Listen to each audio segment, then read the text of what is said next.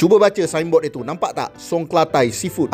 Buat yang betul-betul minat masakan Thai, autentik Thai punya taste, boleh cuba makan dekat sini. Macam-macam menu dia, daripada harga yang murah sampailah harga yang berdenyut. Ada yang pernah makan sini tak? Yang pernah makan sini, cuba tuliskan feedback. Saya ada baca juga beberapa komen pasal kedai ni. Dulu kedai dia open air, tapi sekarang dah ada aircon, so selesa lah. Ini baru sikit ni, kau datang malam lagi ramai. Ada beberapa menu yang korang kena pergi cuba tau. Saya ada letakkan nama menu tu dengan harga dia sekali dekat atas video. Biasa kita tengok Thai tea cawan kecil kan, yang sini besar-besar cawan dia. Jadinya kalau datang ramai-ramai, order yang itu je lah, jimat. Saya ada tanya 2-3 orang pelanggan yang datang makan dekat situ, katanya dah repeat berkali-kali. Menu dia yang paling latest, ada king crab, ada lobster. Overall kualiti dia alhamdulillah. Okey, lokasi kedai ni dekat Kajang tau, bukan dekat Melaka. Jadinya kalau ada orang Melaka yang nak arah ke KL, boleh singgah sini dulu. Lepas ni boleh bawa family makan dekat sini, cuba sendiri rasa masakan dekat sini. Dia punya nama Songkla Thai Seafood, dekat Taman Prima Saujana, Kajang. Okey, bye.